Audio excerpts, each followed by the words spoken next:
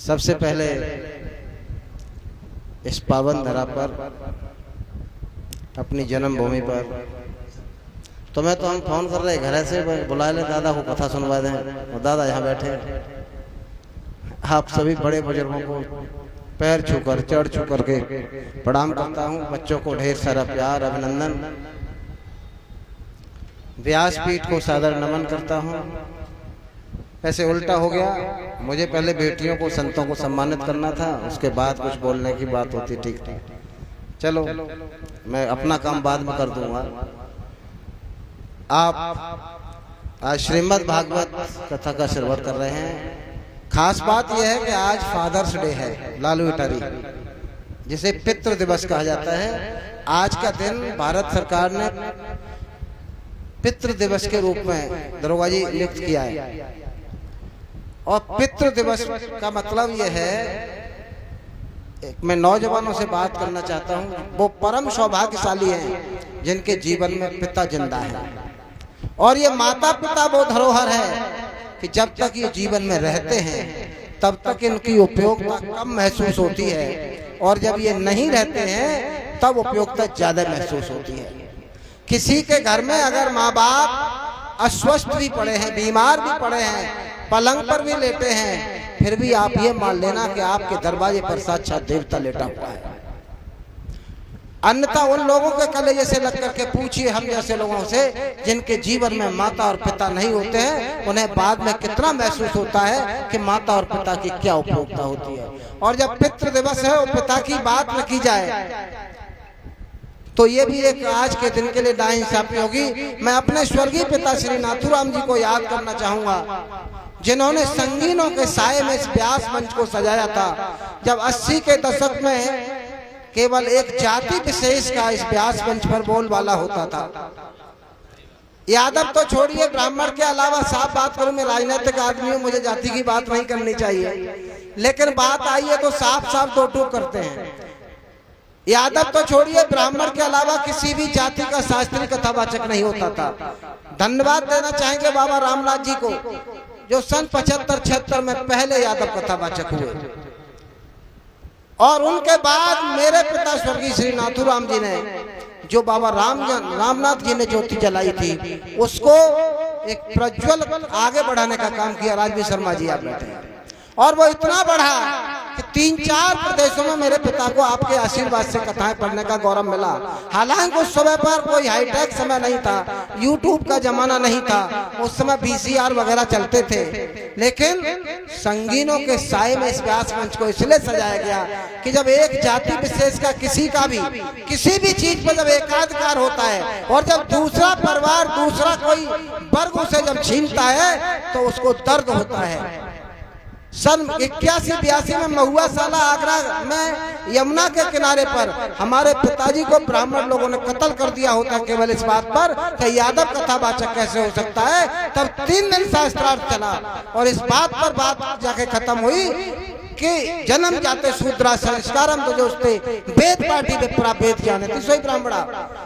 जाति से कोई भी माँ के पेट से कोई जाति पैदा होकर नहीं आती है। भगवान के यहाँ से केवल एक मनुष्य जाति है, दूसरी कोई जाति नहीं है। जो वक्ता विद्वान है, जानता है, जिसे शास्त्रों का ज्ञान है, जो नीतिवान है, वह शास्त्री है, वह इस मंच पर बैठने का अधिकारी है, चाहे किसी भी जाति का हो।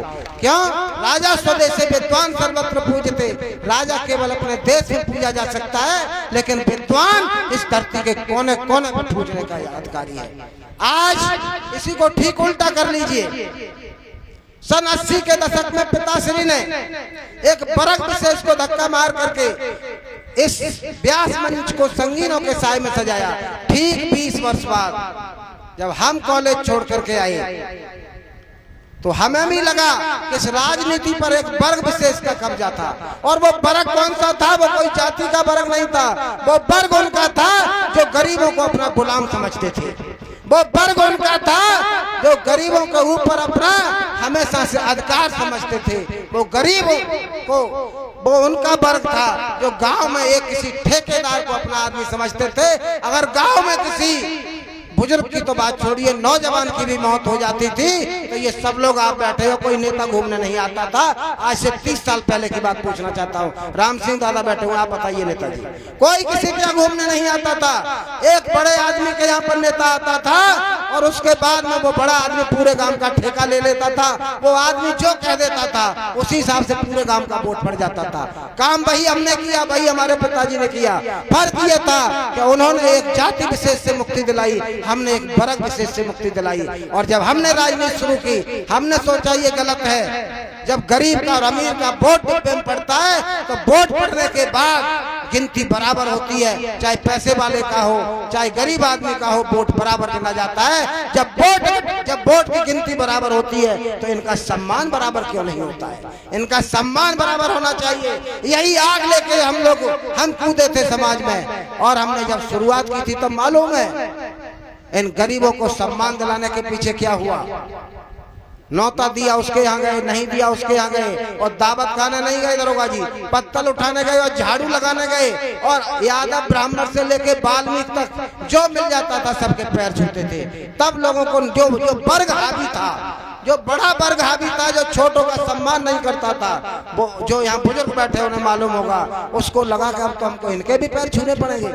वो समय हमने देखा है जब 50-50 साल के नेताओं के 70-70 साल के हमारे बड़े बूढ़ों ने पैर छुए हैं। वो समय हमने देखा है जब 70-70 साल के हमारे बड़े बूढ़ों को दरबार से डांट के फटकार के भगाया गया था। वो समय हमने देखा है कि नौजवानों की मौत हो जाती थी, साल में एक बार भी कोई नेता किसी के घर नहीं आता था। वो समय हमने देखा है जब आप लोगों को गुलाम समझा जाता था। जब हमने ये सब शुरू किया तब ये आग जली कि ये तो सबके जो पैर हमारे छूते थे हम उनके कैसे पैर छुएंगे, जो हमारी पत्तल उठाते थे हम उनकी पत्तल कैसे उठाएंगे। और उसका रिजल्ट ये रहा, गोलियां चलाई गई, जेल भेजा गया, मुकदमे लगाए गए। आज भी आपका सुभाष यादव 17 मुकदमे इसी बात के झेल रहा है, 17 मुकदमे इसी बात के झेल रहा है। एक मुकदमा लग जाए ना तो घर के पेड़ सूखना शुरू हो जाते हैं। ऐसे भी समय देखे जब गैंगस्टर में सजा की तलवार लटकी है तो 2-2, 2.5 साल हमने चिंतन में बिताए कि सजा कब होगी। ये सच्चाई है। हमारा अगर संतोष खत्म हुआ उस टाइम पर हमारी सजा होने वाली थी। फिर उसके चक्कर में 1 साल निकल गया। फिर हमने अपने दिनेश के वारंट करा दिए, फिर 6 महीने निकाल दिए। एक जज ने 15-15 लाख रुपए मुकदमा छुड़ाने के मांगे हैं हमसे।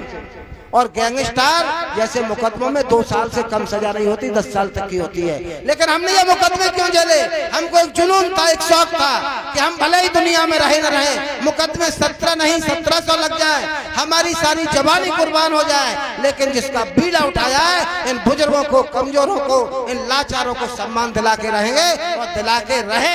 आज जो नेताओं की कतार मरघट में लग जाती है, आज जो नेताओं की कतार तुम्हारे दरवाजे पर लग जाती है, तुम्हारी दावतों में लग जाती है, बताओ इसका कारण क्या? इसका कारण सिर्फ सुभाष यादव है। अब लोगों को लगता है कि अगर हम जाएंगे तो वो सुभाष यादव भी आएगा।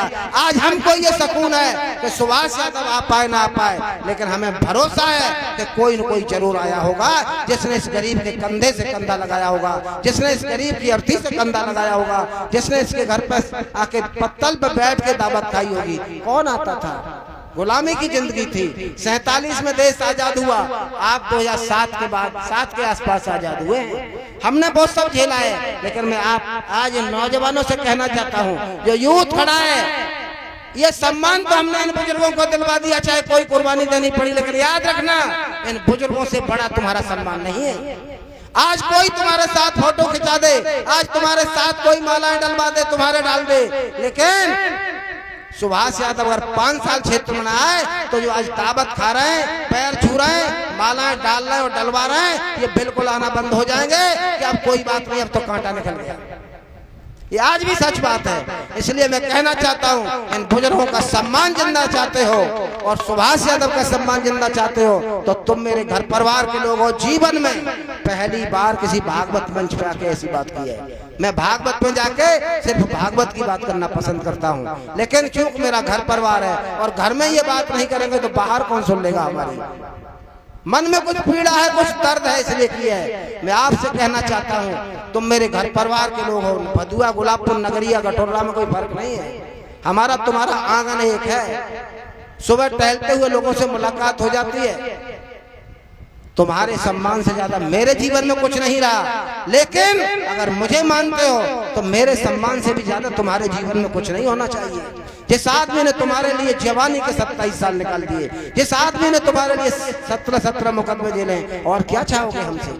क्या कर सकते हैं? मानते हमने विकास नहीं करा पाया, लेकिन हमने विश्वास कभी नहीं तोड़ा है, भरोसा कभी नहीं तोड़ा है, सम्मान में कभी कमी नहीं आने दी है। चौराहे पे मिले, हार में मिले, बाजार में मिले, सम्मान पूरा किया होगा आप लोगों को। हमने यहाँ के नेताओं को गरीबों की झोपड़ी में जाना सिखाया है। हमने यहाँ के नेताओं को गरीबों के पैर छूना सिखाया है। हमने यहाँ के नेताओं को गरीबों के लाश पर अर्थी से कंधा लगाना सिखाया है। हमने यहाँ के नेताओं को अपने गरीबों के गले में माला डालना सिखाया है। जो लोग तुमको गुलाम समझते थे, अब ये गलती नहीं कर सकते जब तक सुभाष यादव जिंदा है। मैं अंत में इतना कह के जाता हूँ आप लोगों से, अब आज भागवत की बात का समय तो राजनीति में निकल गया, अब भागवत की बात अगली बार करेंगे। लेकिन मैं आपसे इतना कह के जाता हूँ कि आप चाहे मेरे सम्मान का ख्याल रखना मत रखना, लेकिन सुभाष यादव जब तक जिंदा रहेगा, तुम्हारे मान सम्मान के लिए जिस तरह से संघर्ष किया है हमेशा करते रहेंगे।